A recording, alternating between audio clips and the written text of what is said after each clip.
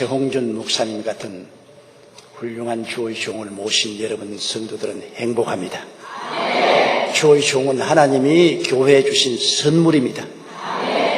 호산나 교회는 훌륭한 하나님의 종을 선물로 받으셔서 대단히 복받은 여러분들인 것입니다. 우리 최 목사님은 여러분의 목사님뿐 아니라 저희 목사님도 됩니다. 저는 왜냐하면 시간이 있으면 최 목사님의 설교를 CTS를 통해서 늘 듣고 있습니다. 그리고 큰 은혜를 받고 있습니다. 또 최 목사님이 시간만 있으면 우리 여의도 순복음교회에 호출을 해서 우리 성도들에게 은혜를 베풀도록 부탁을 하곤 합니다. 그래서 우리 최홍준 목사님은 여의도 순복음교회 단골 메뉴입니다. 또 언제나 마다하지 않고 오셔서 말씀을 전해주신 것을 크게 기쁘게 생각하고요.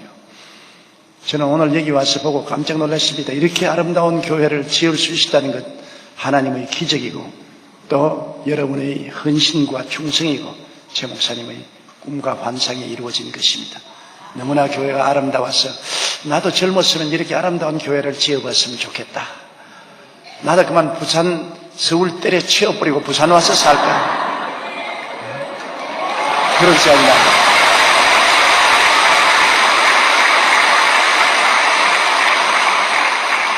저는 그런 생각을 별로 많이 해보지 않았는데 오늘은 부산에 와서 나도 부산서 목회를 할까. 나이 젊었으면 부산으로 왔으면 좋겠다. 부산은 제가 자란 고향이기 때문에 고향에 돌아와서 목회를 했으면 좋겠다. 제가 젊었으면 최 목사님과 막 교회를 바꿨으면 좋겠다. 오늘 옆에 계신 여러분들에게 주님 이 자리에 계십니다. 인사해 주십시오.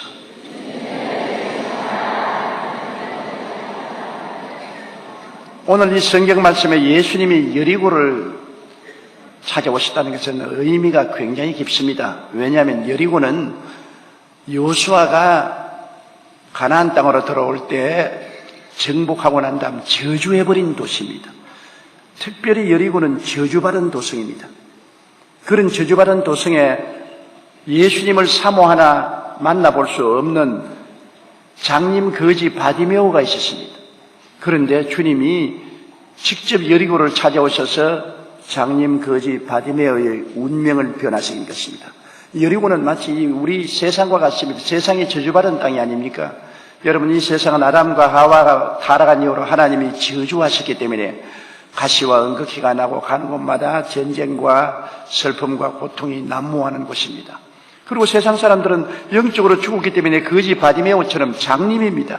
영적으로 장님이 어디서 와서 왜 삶이 어디로 가는지도 모르고 거지들입니다. 무엇을 먹을까, 무엇을 입을까, 무엇을 마실까 밤낮 염려 근심하며 사는 것이 인생인 것입니다.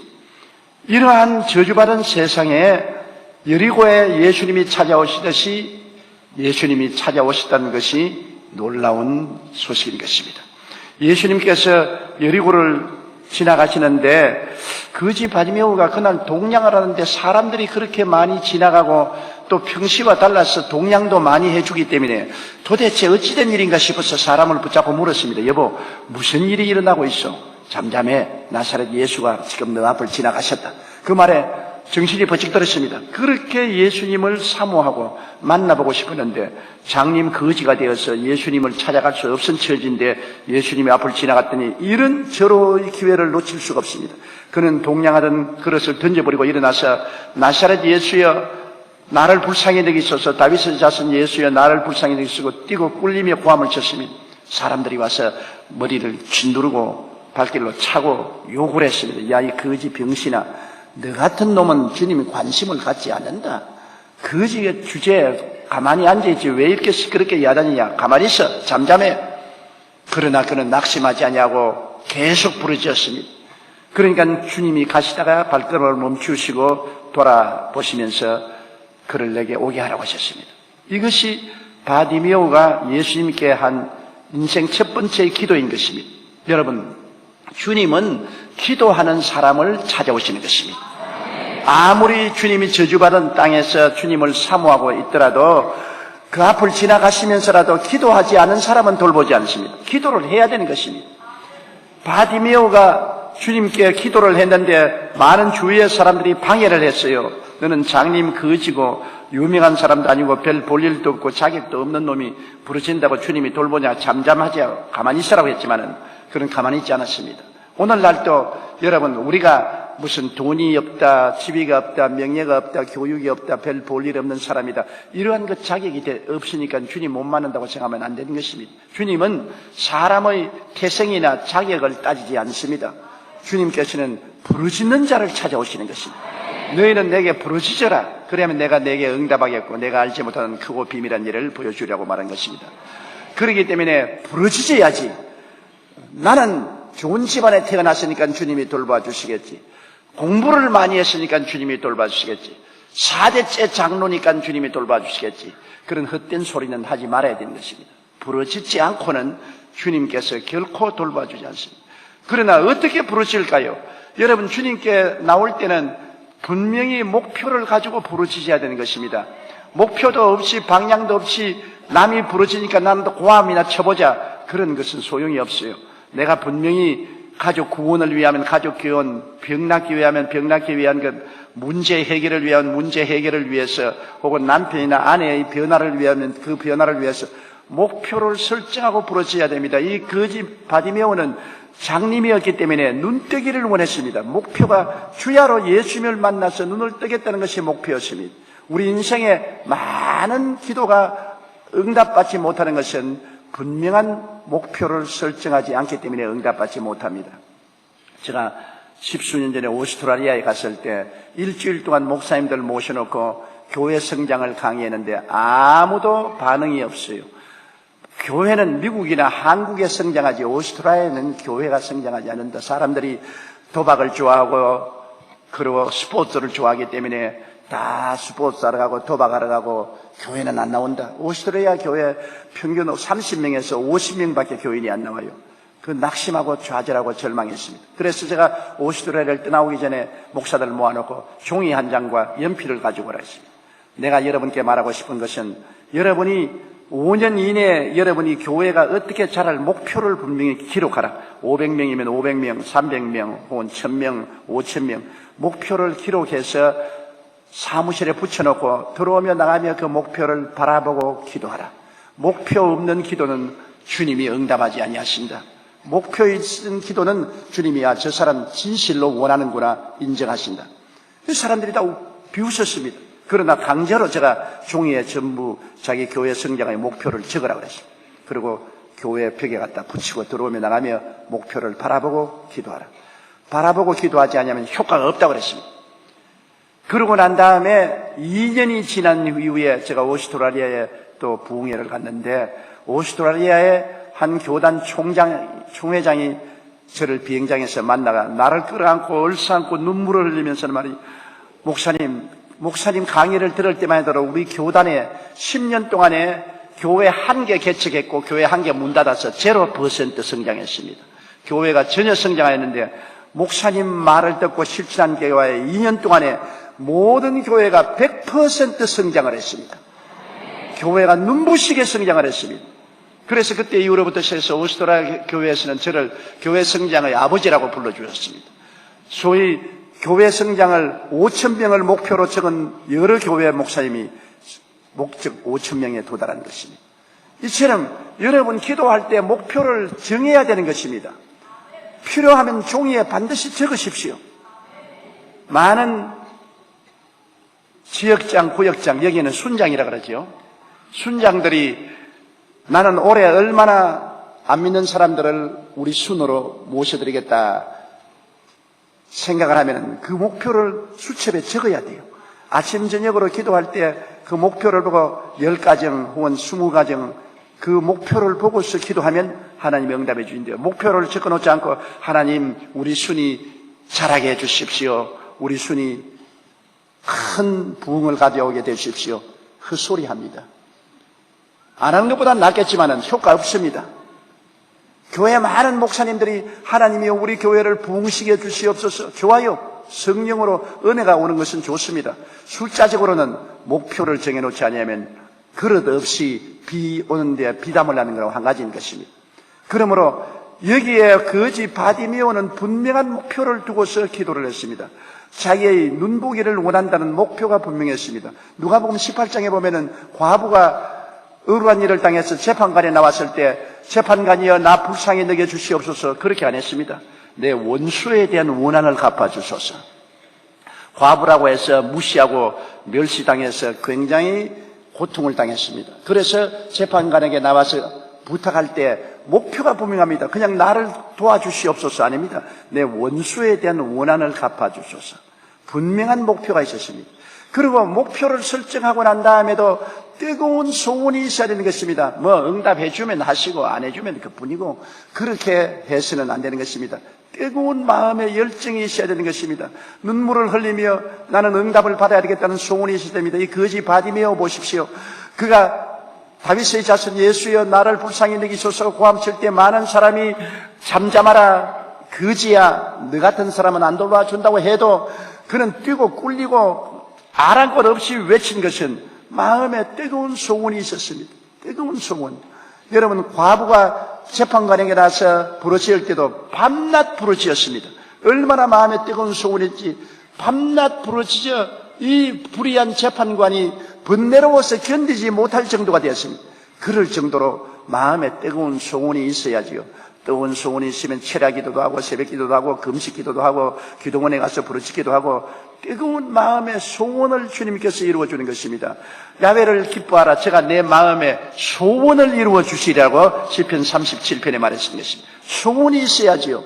뜨거운 소원이 없으면 안 되는 것입니다. 저는 48년간 목회했는데 저희 영혼을 불태우는 뜨거운 소원이 있었습니다. 그 소원은 세계 최대 교회를 세워서 온 천하 만국에 600명 이상의 선교사를 내보내야 되겠다. 그 소원이 내 마음속에 불탔습니다. 밤이나 낮이나 이 소원에 잡혀서 살았습니다. 이 소원으로 하나님께 부르짖고 기도한 결과에 오늘날 48년이 지난 이 시기쯤에 온 세계 600명 이상의 선교사를 내보내어서 선교 사역을 할 수가 있게 된 것입니다. 마음에 소원이 일어나지 아니하면 안 되는 것입니다.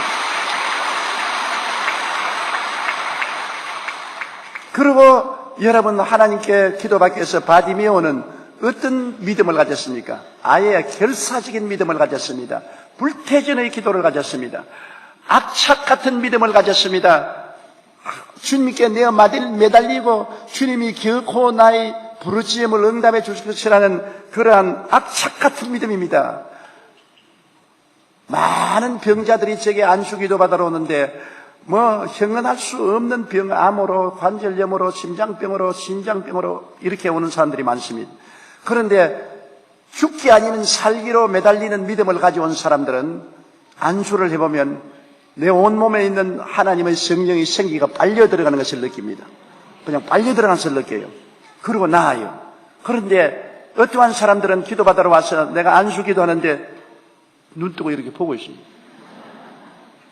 아무런 마음속에 악착 같은 믿음이 없습니다. 결코 응답받겠다는 악착 같은 믿음 이게 없습니다. 그러니까 그런 사람들은 아무리 기도해봤자 헛일이에요. 저는 대개 부잣집 마나님이나 어르신들이 병들면은 좋은 침대에 누워서 편안하게 있으면서 저보고 오라 그럽니다. 와서 안수기 되어라요. 거의 그런 데 가서 기도해서 100% 병이 안 나았습니다. 왜냐하면 자기 편안한 데 누워 있으면서 그냥 와가지고서 밑에야 본전으로 기도해 보겠다는 것입니다. 그러나 병원에 앰뷸런스를 동원해서 침대에 눕혀가지고서 그 어려운 걸음으로 교회까지 침대를 밀고 와서 기도받는 사람은 거의 다 나았어요. 악착 같은 믿음입니다. 성경은 뭐라고 하랍니까? 세례 요한부터 지금까지 천국은 침노를 당하나니 침노하는 자가 빼앗나니라. 침노에서 빼앗는 악착 같은 믿음입니다. 뒤로 물러가지 않습니다. 이 거지 바디메오는 악착 같은 믿음입니다. 누가 뭐라고 해도 이 기회를 놓지 않겠다. 나는 주님께 당하겠다는 악착 같은 믿음으로 부르짖은 것입니다. 누가복음 18장의 그 과부도 여러분 악착 같은 믿음입니다. 봄이 오고 봄이 가고 겨울이 오고 여름이 오고 여름이 가고 가을이 오고 가을이 가고 세월이 가도 뒤로 물러가지 않습니다. 불태전의 악착 같은 믿음으로 계속해서 내 원수에 대한 원한을 갚아달라고 부르짖는 것입니다. 그러므로 이 거지 바디메오도 예수님이 가시다가 발걸음을 멈춘 것입니다. 그냥 희미하게 기도하면 멈추지 않습니다. 목표가 분명하고 뜨거운 소원을 가지고 악착 같은 불태진의 믿음으로 부르짖고 외치면은 오늘날 또 주님은 발걸음을 멈추시는 것입니다. 저는 저희 일생 동안 많은 기적을 체험했습니다만 악착 같은 믿음으로 매달릴 때 하나님이 기적을 베푸시더라고요. 저는 내 일생에서 가장 하나님께 감사해야 될 것은 둘째 아들이 죽음에 처했다가 살아난 경험인 것입니다. 저는 아들만 서 있으며 딸이 없어 후회가 많지만은 내 마음대로 하지도 못하고 아들만 서 길렀어요. 그런데 둘째가 초등학교에 다닐 때 애들과 함께 나가서 번데기를 사 먹었습니다. 요사이는 애들 번데기 안 먹지 않아요.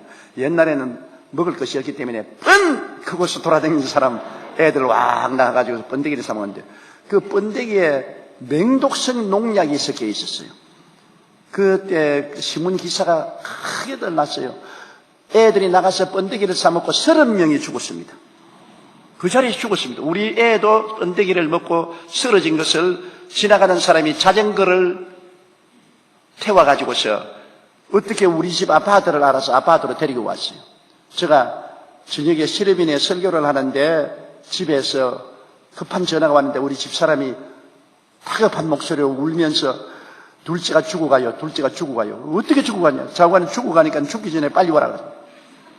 그래서 내가 빨리 시럽인을 마치고 신속히 집으로 오니까 얘가 내 침대에 뻘거벗고 누웠는데 나비처럼 떨고 있어요. 온몸 전체가.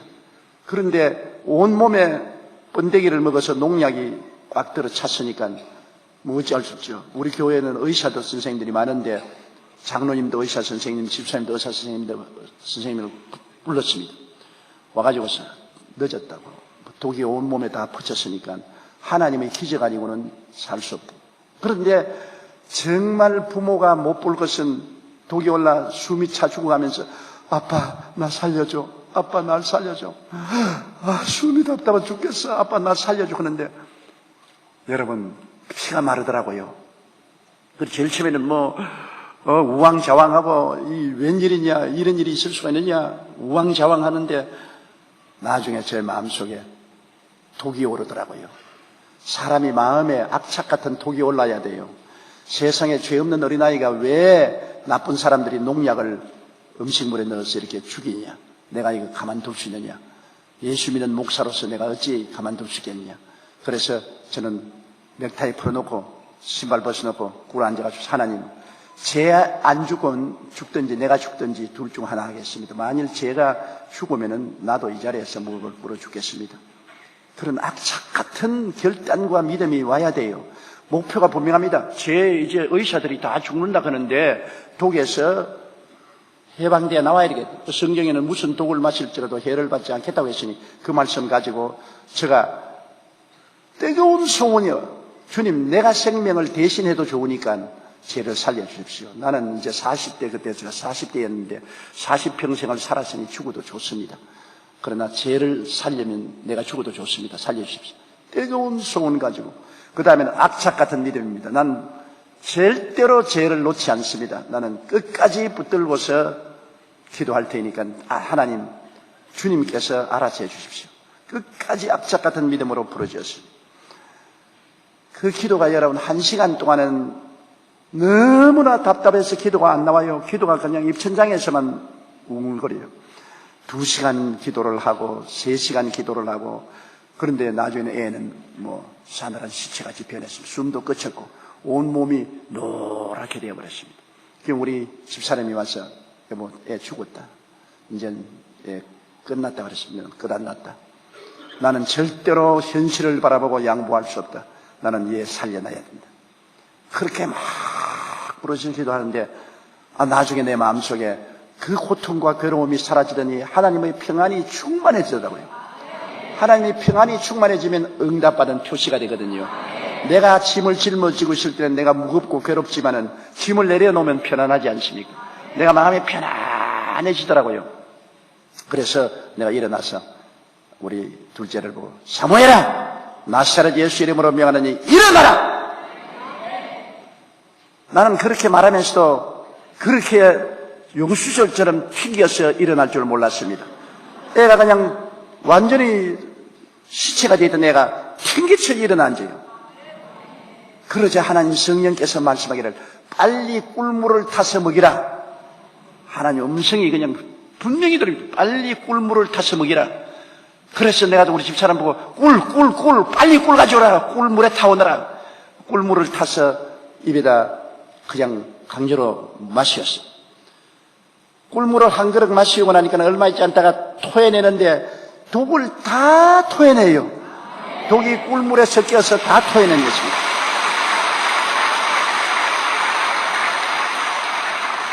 그러지만 애가 숨을 못 얻었으면서 아빠 예수님께 감사해 그러더라고.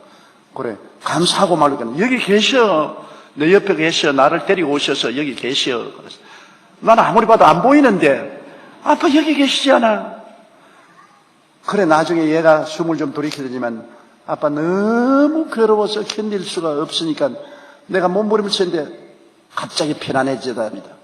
갑자기 편안해지는데 보니까 내 몸이 들어 누워 있고 나는 몸 밖에 와 있는데 우리 먼저 앞서간 장로님, 권사님, 집사님들이 목사 아들 왔다고 확 모여오는데 모두 다 옛날에 교회 나오던 그 어른들이 다 주변에 흰 옷을 입고 영광스럽게 모여와 예수님이 저를 보고 가자.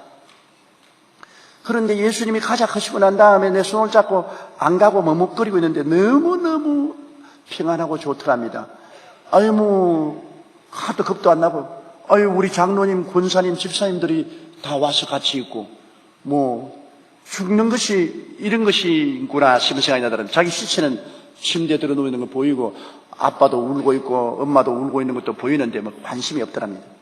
그런데 주님 빨리 갑시다 그러니까 야 너 아버지가 낳아줘야 가지 안 낳아주는데 어떻게 가냐.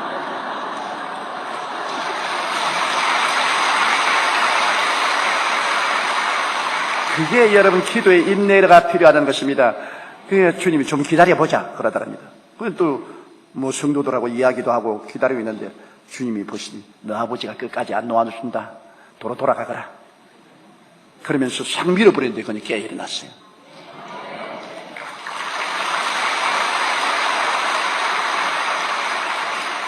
여러분 그때 제가 기도를 낙심해서 불태진의 악착 같은 믿음으로 매달리지 않고 포기해버렸으면 주님이 너 아버지가 놓아준다 가자 그랬을 것입니다. 이 거지 바디메오가 악착 같은 불태진의 믿음으로 계속 부러지기 때문에 이미 예수님이 저만쯤 지나가셨는데 도로 돌아서서 오라 해라. 쉽게 낙심하면 절대로 응답 못 받아요. 응답이 올 때까지 악착같이 견뎌야 되는 것입니다. 마지막 응답 오기 전에가 얼마나 힘이 든지 말도 못해요. 어린애기 낳는 어머니가 마지막 애기 나오기 전에 제일 힘든 것처럼 마지막 응답을 받기 전에 그때가 포기해버리고 싶은 생각이 목 끝까지 올라오는 것입니다. 그러나 그 고비를 넘겨야 돼요. 그 고통스러운 고비를 넘겨서 악착같이 견디면은 주님께서 내게로 오라 그렇게 말씀하시는 것입니다. 오늘날 또 바디메오와 같이 여러분 이 저주받은 세상에 우리가 장님 거지가 되어 살더라도 주님이 2000년 전에 저주받은 이 세상을 찾아오셨고 오늘날 또 죽었다가 부활하셔서 성령으로 와 계시고 또 이 자리도 와 계신 것이니까 우리가 주님을 찾으실 때 분명한 목표를 두고 뜨거운 마음의 소원을 가지고 악착 같은 믿음으로 불태진의 믿음으로 응답하지 않고는 뒤로 물러 안 가겠다는 그런 결심으로 부르시면 주님께서 반드시 오늘날 또 찾아오시는 것입니다. 우리를 불러주시는 것입니다. 한나 보세요. 한나가 아들 하나 얻는다는 것이 목표였지 않습니까? 한나가 이름 말 그대로 한이스린 여자입니다. 그냥 목표에 아들 하나 더 주시옵소서 마음의 소원이 한이스렸습니다. 한이스렸습니다. 그래서 그가 얼마나 집중적으로 악착같이 불태진의 기도를 했든지 나중에는 말이 안 나왔습니다. 기도에 완전히 잠겨가지고서 입술만 덜썩거렸습니다. 정신없이 기도에 취해버렸습니다. 그러니까 제사장이 그를 보고 꾸짖었습니다. 한나야 왜 술을 마시고 와서 입술만 덜썩거리느냐. 그럴 때 그가 말했습니다. 내가 술이 취해서 입술을 덜썩거리는 것이 아니라 너무나 마음에 한이 서려서 주님께 부르시어 기도합니다. 네 소원이 이루어졌다. 돌아가라. 그래서 낳은 것이 사무엘 아닙니까? 모든 기도 응답받은 사람들이 평범하게 기도 응답을 받은 것은 아닙니다. 목표가 분명하고 뜨거운 소원이 있고 그 다음에는 악착 같은 믿음으로 끝까지 매달리고 뒤로 물러가지 않아야 됩니다. 뒤로 물러가면 내 마음이 저를 기뻐하지 아니하리라. 나 여인은 믿음으로 말미암아 살리라고 말한 것입니다. 그런 기도만 한다면 오늘날 여러분의 문제들은 다 해결될 수 있는 것입니다. 장님 거지 바디메오도 주님께서 긍휼히 보아주는데 하물며 주를 믿는 백성들이 밤낮 부르짖는 기도를 주님께서 응답하지 않겠습니까? 그래서 여러분 분명한 목표를 가지고 마음의 뜨거운 소원을 가지고 악착 같은 믿음으로 근질기게 부르짖는 여러분 되시기를 주의 이름으로 축원합니다. 그래서 주님이 오라고 하니까 이 바디메오가 기가 막힌 일을 했습니다. 일어나서 자기의 겉옷을 벗어서 뚫뚫 말아 던져버리고 출발했습니다. 그 당시에 바디메오가 입던 옷은 특별한 옷입니다. 이 여리고 길목에서 동냥을 한다는 것은 굉장히 경쟁이 심하기 때문에 정부의 허락을 맡아야 거기에서 동냥할 수 있는 특권을 주고 옷을 주는 것입니다. 겉옷을 주는 것입니다. 이 겉옷은 정부가 특별히 면허를 주는 것으로서 이것을 입고야 이 여리고성 같은 길목 좋은 데서 동냥을 할 수 있습니다. 그래서 그는 그 겉옷이 자기의 직업이요 생명선인 것입니다. 비가 올 때는 우비도 되고 추울 때는 외투도 되고 잠잘 때는 이불도 되고 일할 때는 자기 면허증도 되고 그의 모든 것이 거기에 달려있음에도 불구하고 주님이 오라고 하니까 그 겉옷을 벗어 던져버린 것입니다.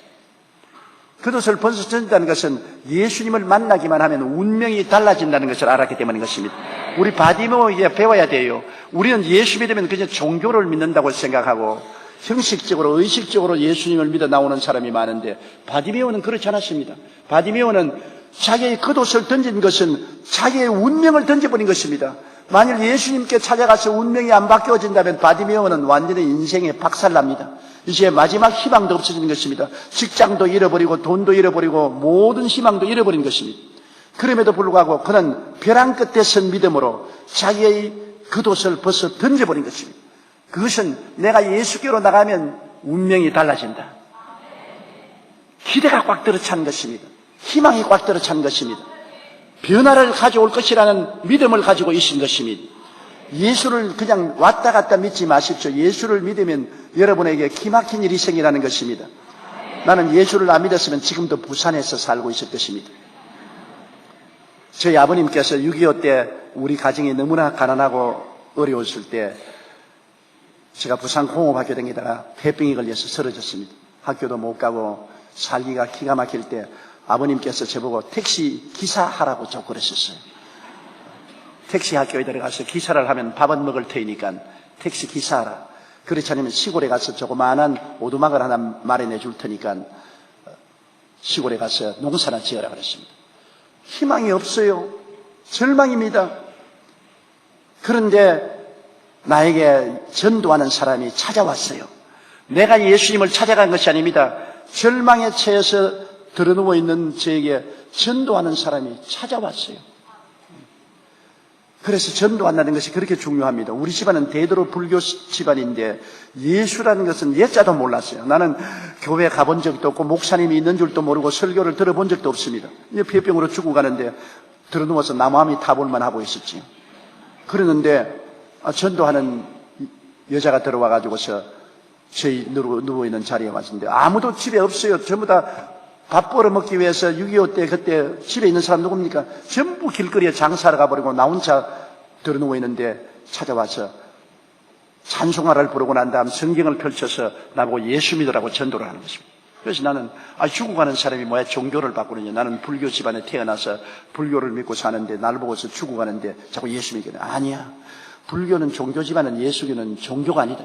하나님이 그 아들 예수님을 보내셔서 우리 위하여 십자가에 못 박여 죽었으니 이 젊은이 위해서도 예수님이 십자가에 못 박여 죽으셔서 젊은이를 구원해 주신다고. 종교가 아니라고. 젊은이가 예수를 믿으면 운명이 달라진다고. 그래서 내가 말해요. 내 폐병도 낫습니까? 그러니까 성경 읽어보라고. 그 성경을 줬어. 그래서 마태복음, 마가복음, 누가복음, 요한복음을 읽어보고 제가 너무나 놀란 것은 예수 그리스도의 복음이 그냥 윤리나 도덕적인 교훈인 줄 알았는데 그렇지 않아요. 죄인은 죄를 용서하고 병든 자는 고쳐주고 귀신은 쫓아내고 배고픈 사람 먹여주고 죽은 사람 살리고 파도를 잠잠케 하고 오병이어로 5천명 12명 전부 기절초풍할 이야기만 써 있어요. 제가 보통 같으면 안 믿는데 내가 죽어가니까 내가 필요한 주님이 그런 주님이시더라고요. 내가 이성적으로 과학적으로 따지면은 나는 죽은 사람이에요. 나는 그때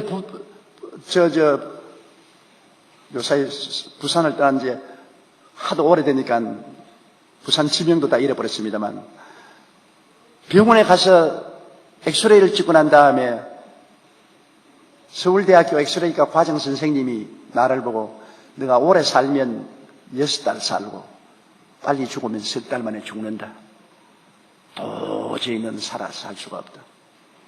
그러니 의사가 나에게 사형 선고를 내렸죠. 종교가 불교를 아무리 믿고 연부를 해도 부처가 여행을 갔는지 잠을 자는지 직장 포기했는지 응답이 없지요. 나는 좌절과 절망인데 성경을 보니까 예수님은 능력 있는 기적을 행하시더라고요. 그리고 그 전도하는 사람이 일주일 내내 찾아와서 기도해 주면서 나에게 예수를 믿으면 운명이 바뀌어진다. 그래서 제가 예수 그리스도 앞에 무릎을 꿇고 참으로 주님이시여 주님 나를 와서 정말 구원해 주고 고쳐주면 내 일생을 주님께 맡기겠습니다. 난 아직 교회가 어떻게 생긴지도 모르고 목사님이 어떤 분인지도 모릅니다. 어떻게 예수를 믿어야 될지도 모릅니다. 성경에 보니까 주님이 죽은 자도 살리시고 없는 것도 있게 하시니까 주님이 날 고쳐주시면 내가 일생을 바쳐서 주님을 위해서 살겠습니다. 그렇게 기도를 했는데 내 혼자 했어요. 그런데 내 생애 속에 그렇게 평안할 수가 없어요. 소망이 차고 평안이 와서 저녁이 되니까 너무나 좋더라고요. 그리고 성경을 읽는데 성경의 뜻을 한마디도 못 알아들어도 성경이 그렇게 달더라고요. 성경 구절이 다 살아서 활짝활짝 뛰더라고요. 그래서 성경을 읽고 너무 좋아가지고서 일어나가지고서 노래를 해야 되겠는데 찬송을 몰아서 신라의 밤이야 불국사의 종소리 들려온다 막 유행가를 부르고 그래 우리 집에서 내가 완전히 돌았다고 했어요. 제가 완전히 죽기 전에 돌았다고 했어요. 그랬는데 내가 6개월 만에 죽는 것이 아니라 1년 만에 살아 일어났어요. 내 생애 속에 거대한 변화가 왔습니다. 너무나 큰 변화가 왔어요. 그래서 하나님이 나를 인도해서 선교사의 도움으로 서울로 올라가서 신학을 공부하고 서울에서 지금 목회한 지 살은 지가 50년이 넘습니다. 예수를 믿고 제가 변화를 받아서 오늘날 목사가 되어서 48년 동안 목회를 했는데 변화가 안 왔으면 부산에서 택시 기사하고 있을 것입니다. 여러분이 내 택시도 들어 탔을 것입니다. 변화가 와요. 예수 그리스도를 믿고 변화가 안 온다는 것은 종교적으로 형식적으로 의식적으로 믿는 것이지 변화가 오는 것입니다. 저는 신앙적인 변화만 온 것이 아니라 폐병의 고침을 받았지요. 가난과 저주에서 해방되었지요. 절망과 죽음에서 소망을 얻었지요. 그 놀라운 변화는 형언할 수가 없습니다. 제가 브라파에서 플란스 스트라스부르크에서 큰 집회를 하는데 화란에서 청년 한 사람이 왔어요. 화란 청년이 저보고 말하기를 목사님 저는 개망난입니다. 저는 술 주정뱅이에다가 아편 중독자에다가 방탕자에 이혼하고 재혼하고 이혼하고 재혼하고 우리 집안 살림을 다 망치고 부모의 불효한 나쁜 놈인데 내 양심 속으로 내가 잘 살고 싶은 소원이 있어요.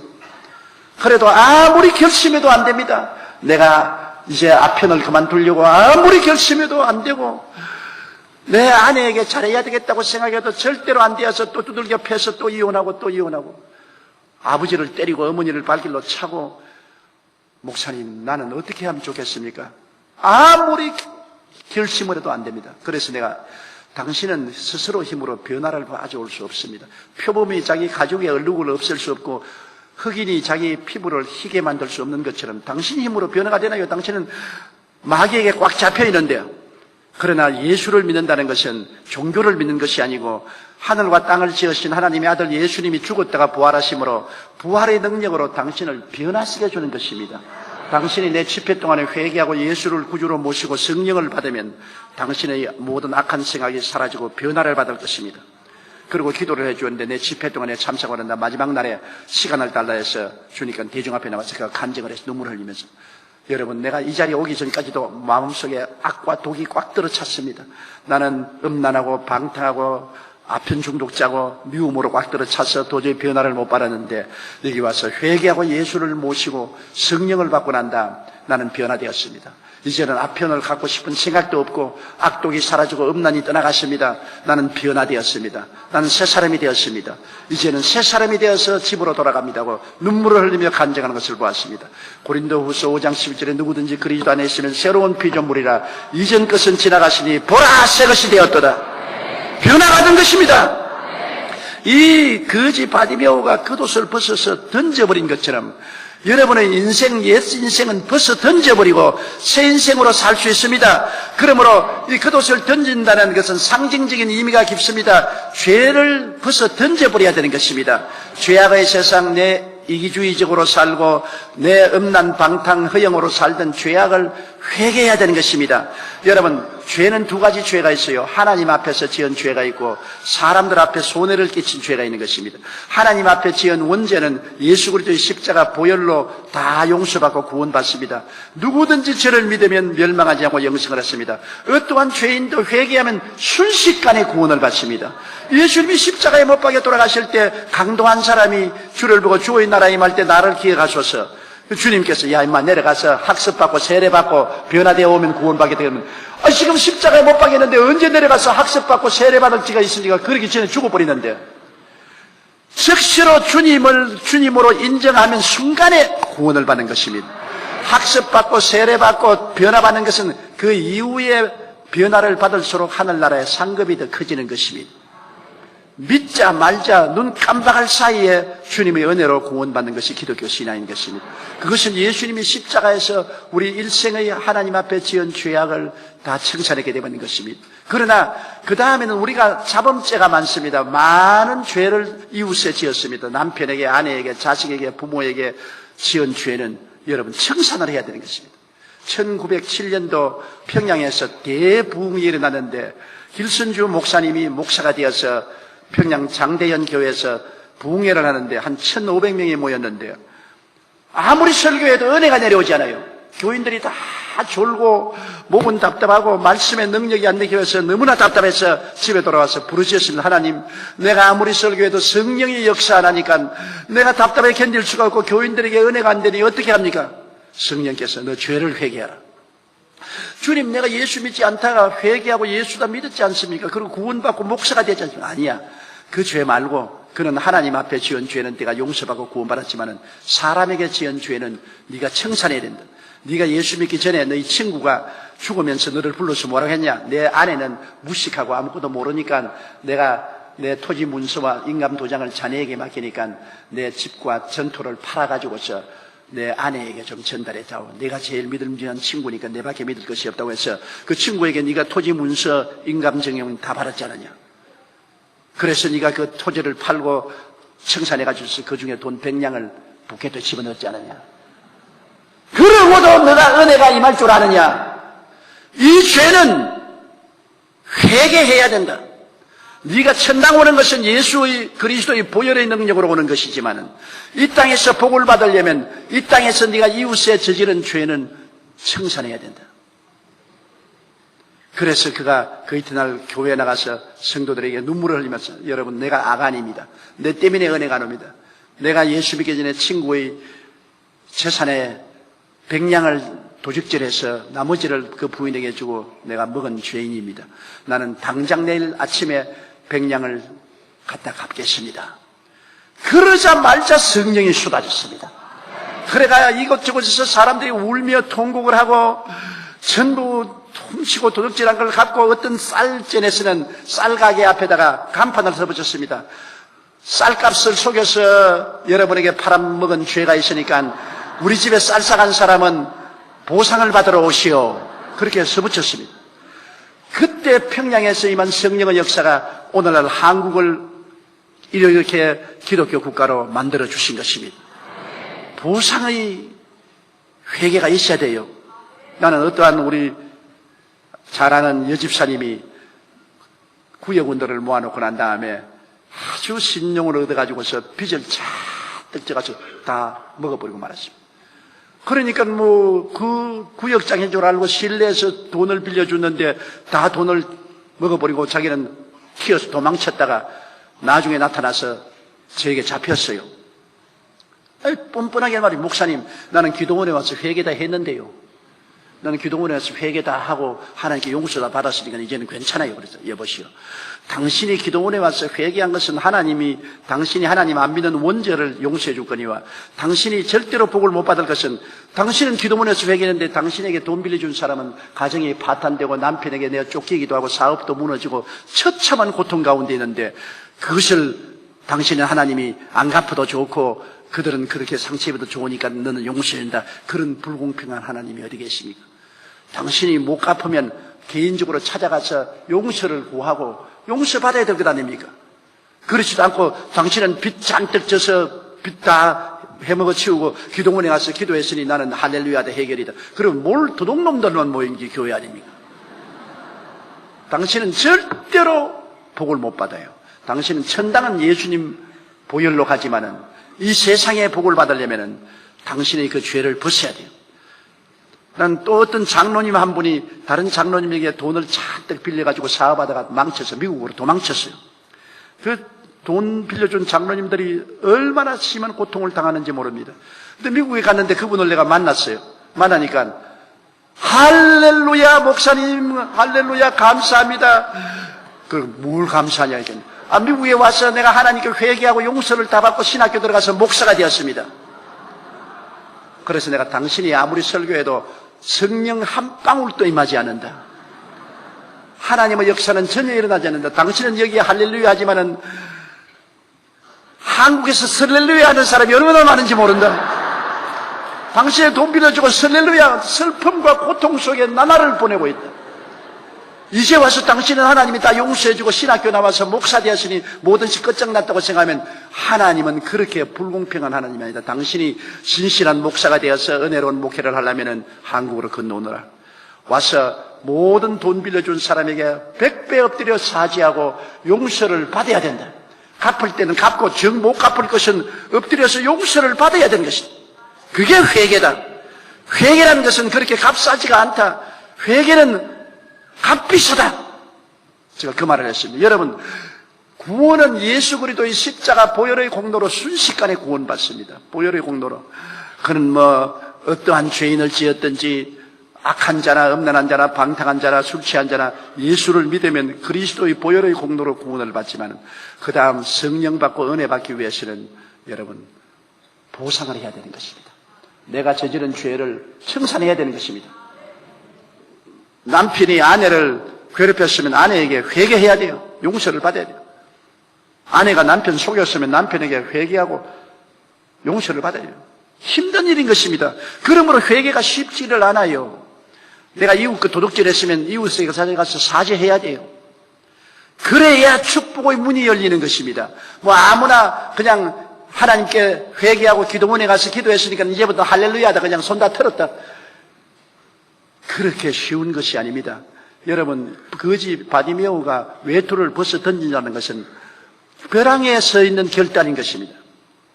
외투를 벗어 던진다는 것, 보통 우리 사람들이 바디메오야 너 미쳤느냐, 너 왜 외투를 던지다니, 엄청난 희생을 말하는 것입니다. 회개는 희생이 필요한 것입니다. 가슴을 찢는 회개가 있어야 되는 것입니다. 부흥이 오기를 원하고 성령의 역사가 오기를 원하면 진실한 회개가 있어야 되는 것입니다. 보상이 있어야 돼요. 구약시대에는 여러분 속죄 제물과 속군 제물이 있습니다. 속죄 제물은 하나님께 지은 죄는 속죄 제물로서 피를 흘리고, 속군 제물은 이웃에게 상처를 입힌 사람들에게는 보상을 하고 하나님께 용서를 받는 보상의 제물인 것입니다.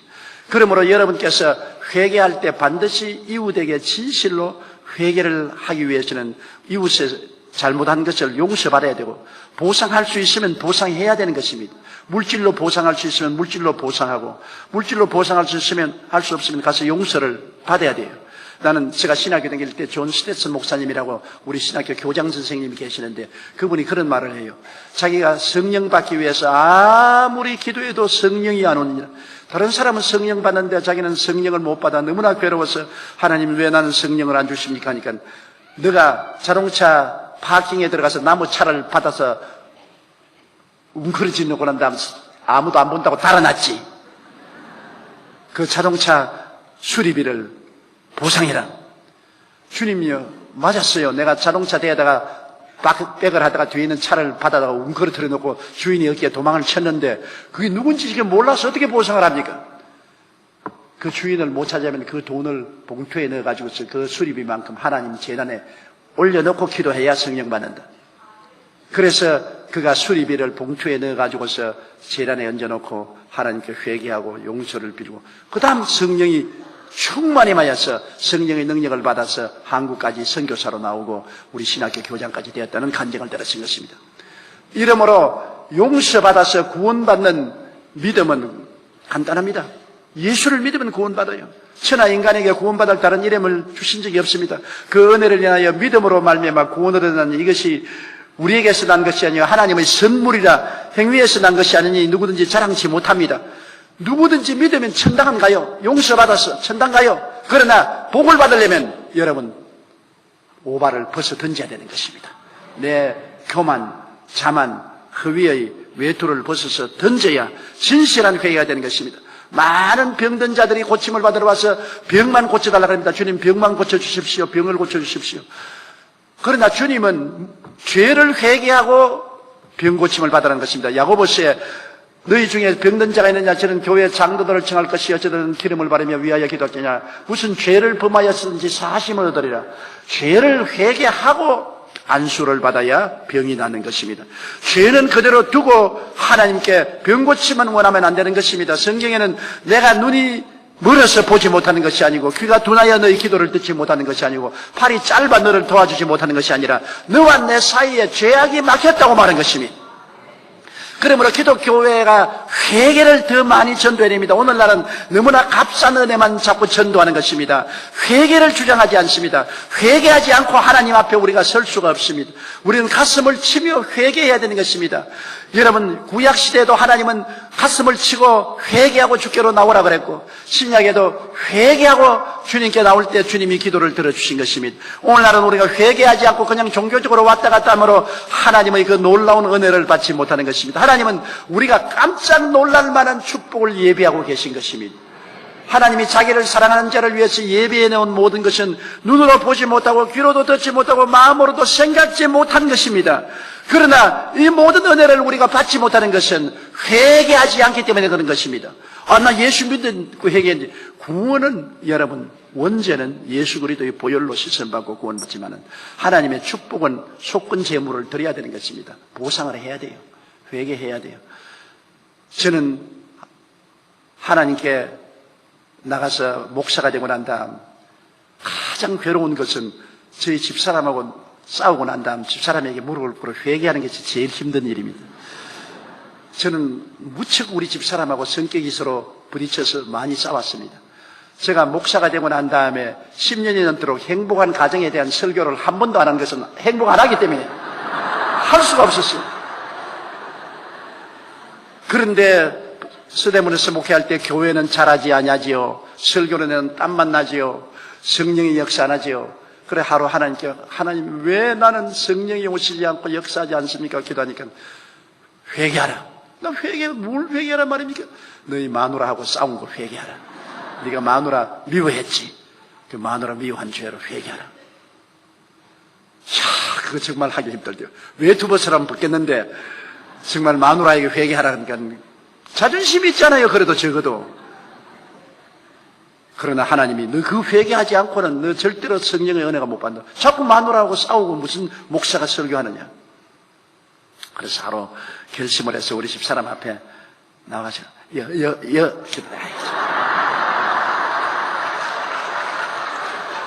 하나님 이거 하지 말고 그냥 은혜 주시옵소서. 근데 하나님께 직접 할 테니까요. 그것은 네 불신앙을 회개한 것이고 너 아내에게 지은 죄는 너 아내에게 용서받아야 내가 용서한다. 우리가 우리에게 죄 지은 자를 용서해 준 것 같이 우리 죄를 용서해 달라고 했지 않냐. 네가 용서하면 받으면 나도 너를 용서한다. 그래 또 우리 집사람이 갔어. 여보 말 좀 하자. 그래 또 우리 집사람이 무슨 말 하겠어? 뭐 먹을 거 없냐? 뭐 헛소리하고 맙니다. 그럼 내가 정 답답해서 안 되겠어요. 하나님 은혜가 안 오고 성령의 역사가 나니까 하루는 제가 우리 집사람이 좋아하는 초콜릿가 있으니까 초콜릿 하나 사고 또 스카프 하나 사고 선물을 사가지고서 왔어요. 와서 여보 나 당신 좋아하는 초콜릿하고 여기 스카프하고 선물 가져왔더니 아니 어떻게 이런 걸 다 가져왔냐. 그래서 앉으라고 앉게 내가 무릎을 꿇었습니다. 왜 무릎을 꿇어? 나 용서해줘요. 내가 당신 미워했어요. 아주 당신을 사랑하지 않고 오해하고 미워하고 솔직히 말해서 이혼했으면 좋겠다는 생각을 늘 했어요. 이런 죄를 내가 가지고 있어서 성령의 역사하니까 나를 용서해 주십시오. 정말 말하기가 얼마나 힘든지 모르겠어요. 땀이 막 온몸에 적셔오는데 그 회개가 그렇게 힘이 들고 하나님의 은혜를 받기 위해서는 그렇게 비싼 대가를 지불해야 되는 것을 느꼈습니다. 그렇게 회개하고 용서를 받고 난 다음에 그 다음부터 내가 안 싸우는 것은 또 회개하기가 겁이 나가지고서 그 다음에 우리 집사람이 나에게 덤벼들어도 내가 말 안 해요. 또 회개하자면 얼마나 고생스럽습니까? 아주 참는 게 낫지. 그때 이후로는 다시 안 싸웠습니다. 회개 안 하려고. 그런데 그때부터 하나님 성령의 역사가 일어나는 것입니다. 그래서 그 다음 주일날 내가 가서 행복한 가정이라는 설교를 했다고요.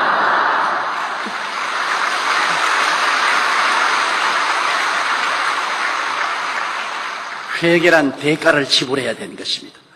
진땀이 나는 것입니다. 그러나 그렇게 하면은 우리가 우리에게 죄 지은 자를 사하여 준 것 같이 우리의 죄를 사하여 주옵소서.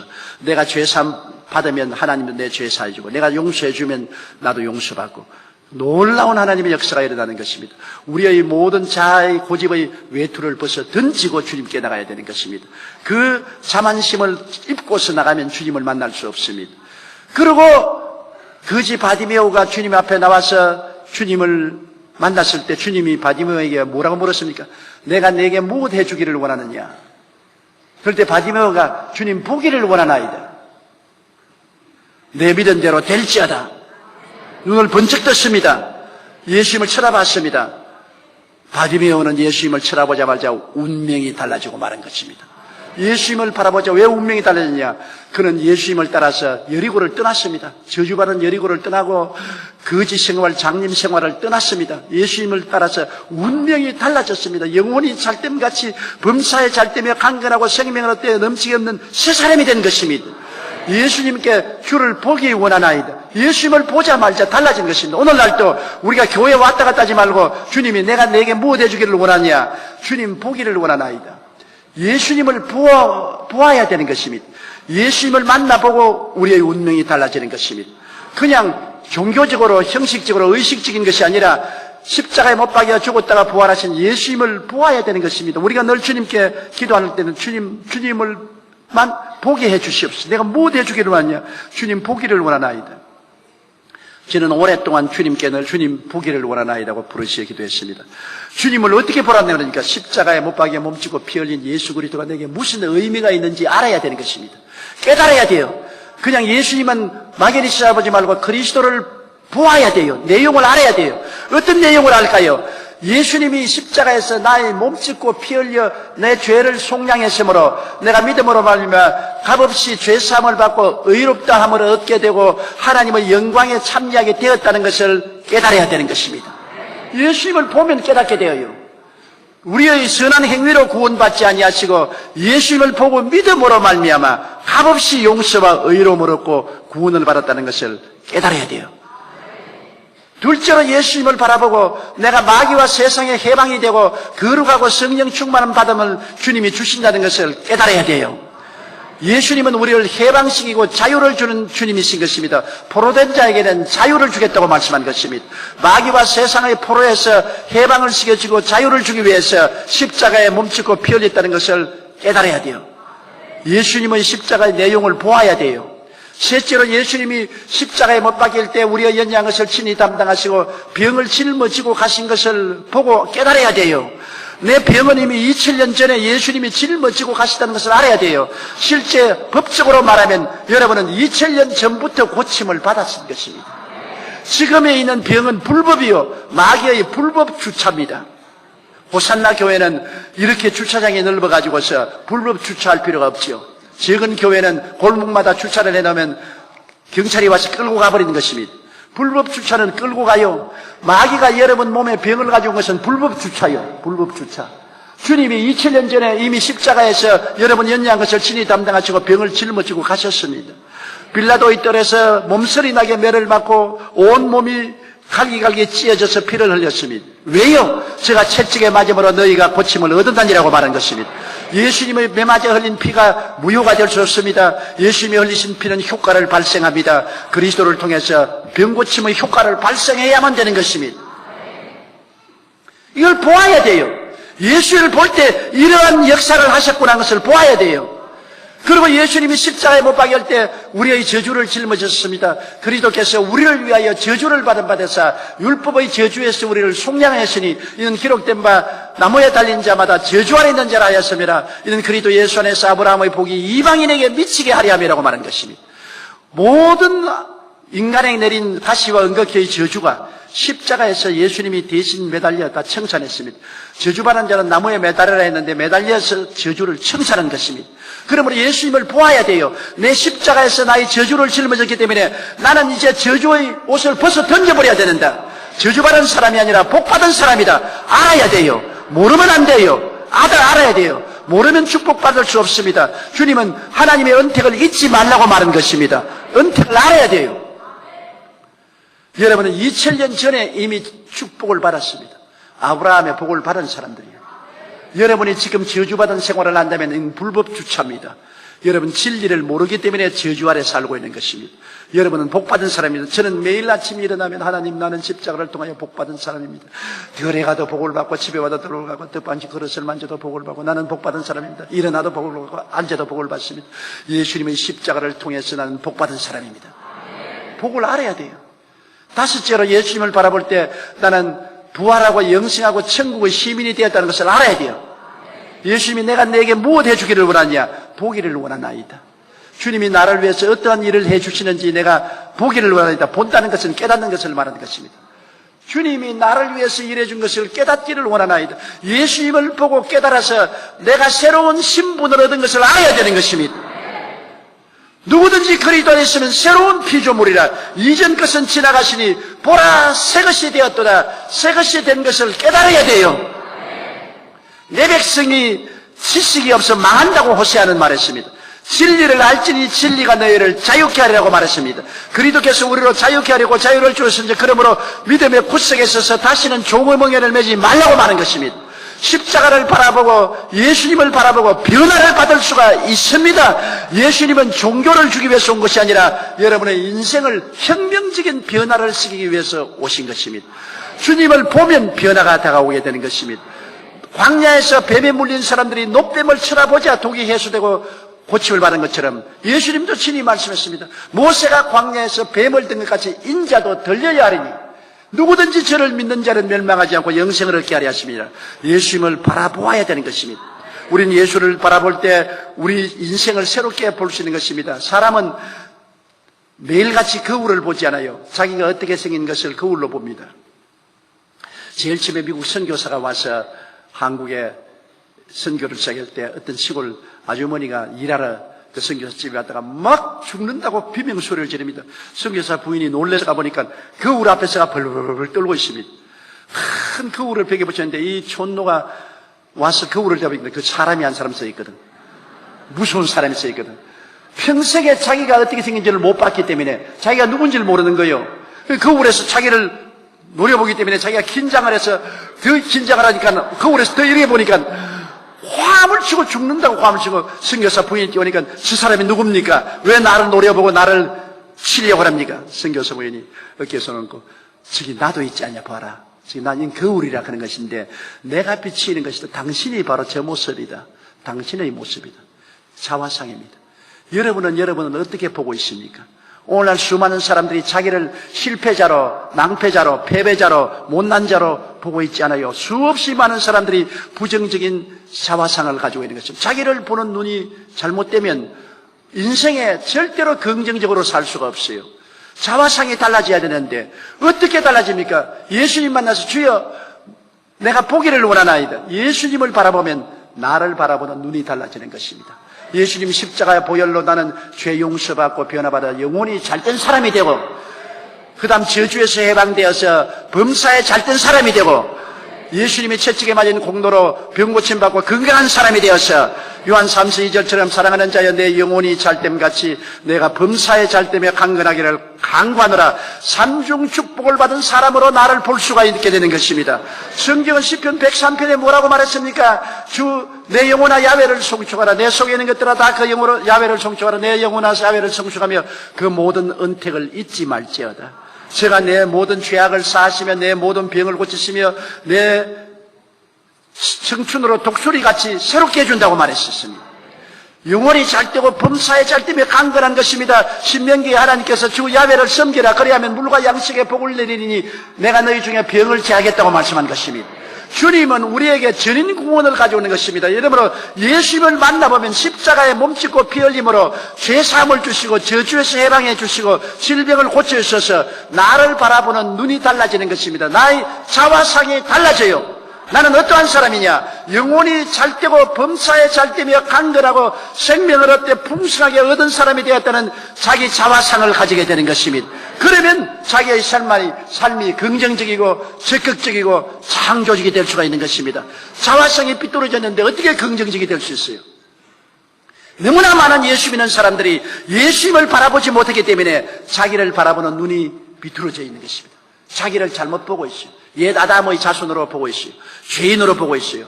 자기를 패배자로 보고 있어요. 가난한 자로 보고 있어요. 낭패자로 보고 있어요. 병든 자로 보고 있어요. 좌절된 사람으로 보고 있는 것입니다. 자기가 자기를 잘못 보면 그 인생은 절단강탄이 나는 것입니다. 자기가 자기를 올바르게 보아야 돼요. 긍정적이고 적극적이고 창조적으로 자기를 봐야 돼요. 자기를 어떻게 봅니까? 예수님을 바라보아야 자기를 올바르게 바라볼 수 있는 것입니다. 내가 내게 무엇 해주기를 원하느냐? 주님 보기를 원하나이다. 주님을 올바르게 바라보면 십자가를 통하여 내가 얼마나 변화받은 새 사람이 된 것으로 나를 볼 수가 있는 것입니다. 오늘 여러분은 십자가를 통하여 여러분 자신이 영혼이 잘되고 범사에 잘되며 강건하고 생명을 얻되 넘치게 얻는 사람이 된 줄로 바라보게 되시기를 주 이름으로 축원합니다. 자기를 보는 눈이 달라지면 생각이 달라지고 말이 달라지고 행위가 달라지며 하나님은 내 믿음대로 될지어다고 말씀하는 것입니다. 예수 믿는 사람이 예수를 바라보고 자기가 변화되지 않으면 어디 가서 축복을 받겠습니까?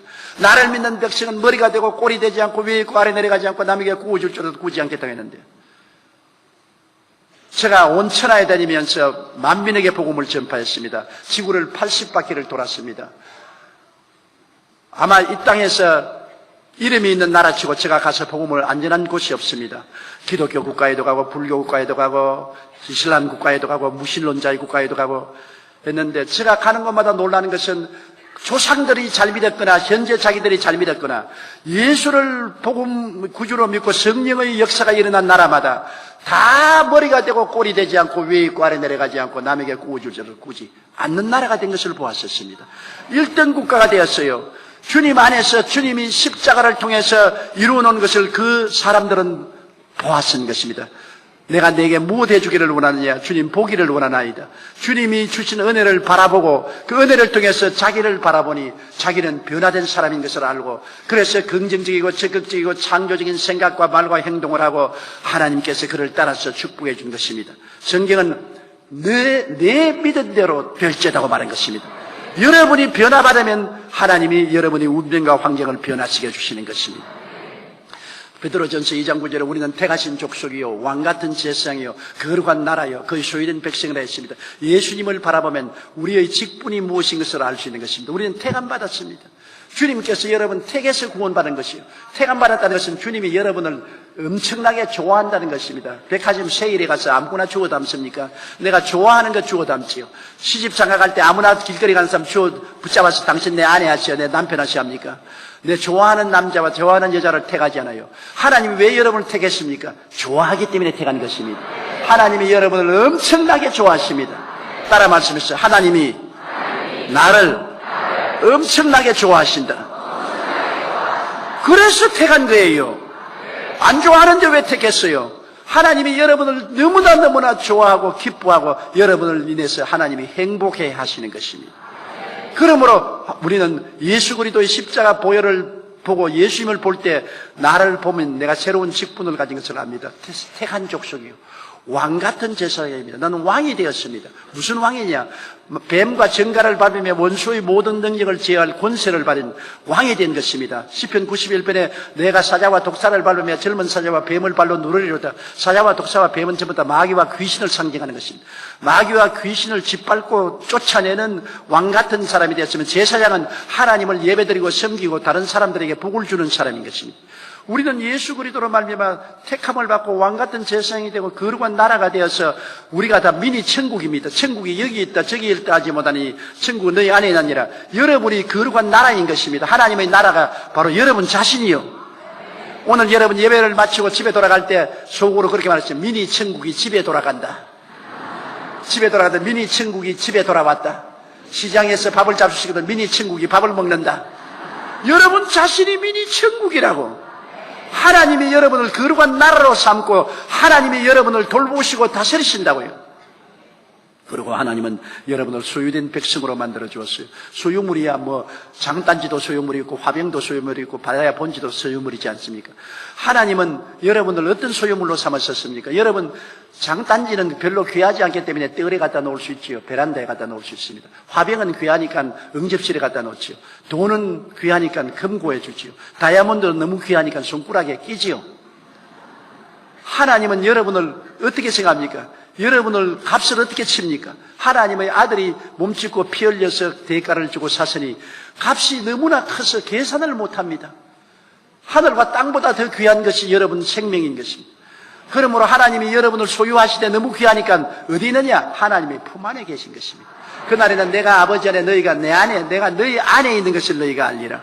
주님이 구만리 장처는 멀리 계신 것이 아니라 너무나 귀하고 귀하기 때문에 여러분을 품에 안고 계시고 여러분 안에 계신 것입니다. 이것이 다 예수님을 바라보고 나면 내가 보는 눈이 달라지는 것입니다. 예수님을 바라보고 난 다음 내가 나를 바라보니 나는 택하신 족속이요 왕같은 제사장이요 거룩한 나라요 그의 소유된 백성이 되었으니 변화 안 받을 도리가 없습니다. 우리는 우리 신분이 달라지고 자화성이 달라지고 지위가 달라져서 우리 정체성이 달라진 것입니다. 오늘날 많은 예수 믿는 사람들이 정체불명의 사람들입니다. 당신 누구요? 몰라요. 예수 어떻게 믿어요? 목사님이 알지 나는 몰라요.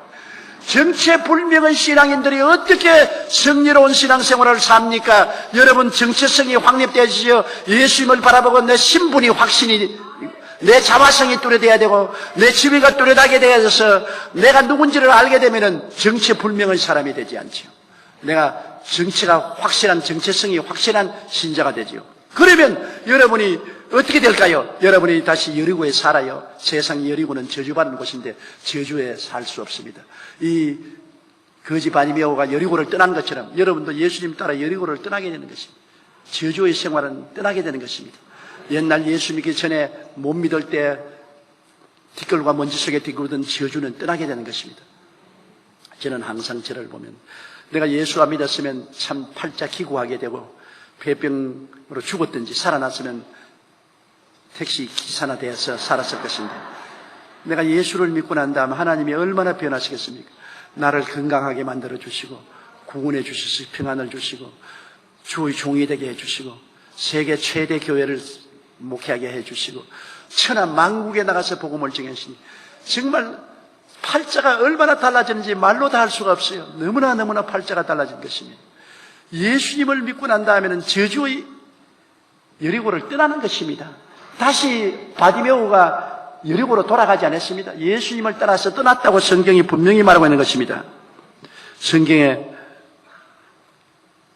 52절 한번 따라 읽으세요. 예수께서 이르시되 가라 내 믿음이 너를 구원하였느니라 하시니 저가 곧 보게 되어 예수를 길에서 쫓으니라.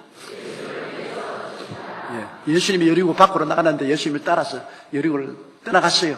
이제는 1등 구글짜리도 버리고 외투도 버리고 장님도 버리고 거지 생활도 버리고 그는 새 사람이 됐습니다. 영혼이 잘됨같이 범사에 잘되며 강건하고 생명을 얻되 넘치게 하게 되는 것입니다. 이 은택을 잊지 마십시오. 성경에는 성도들이 너무나 잘 잊어버리기 때문에 하나님의 그 모든 은택을 잊지 말지어다.